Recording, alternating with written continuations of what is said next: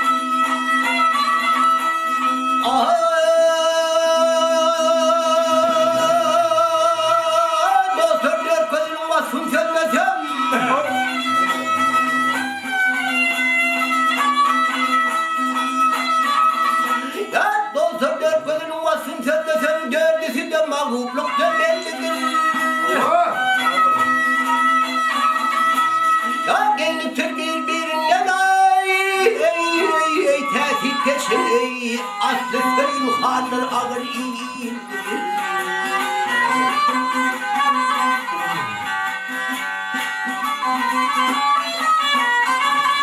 Ya birinin evinin yaşlıları var, yine birinin tırna şalı var.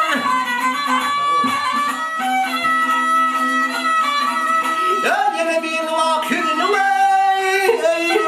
halı var, bir pis de halleri var.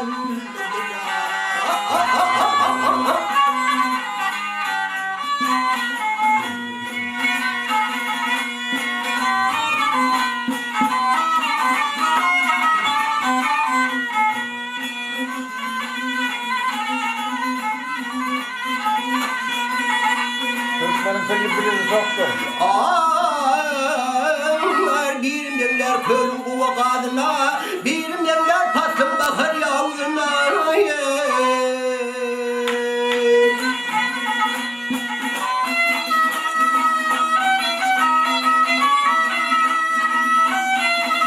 Ya bir nemler yarın yedi dövüne, ya bir bağrın kesen şirin dilli bir ya.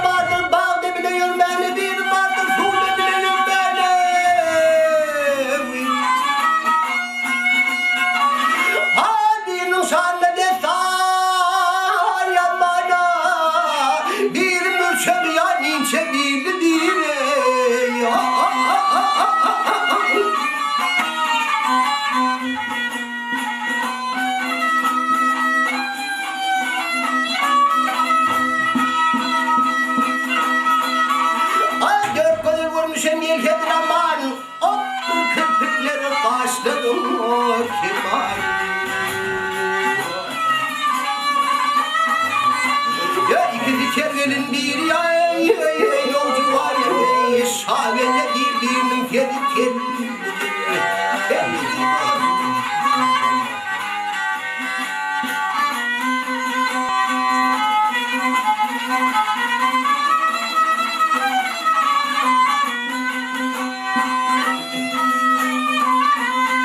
Ay ikizi çergelin bir yolcu var, şahane birinin kedi.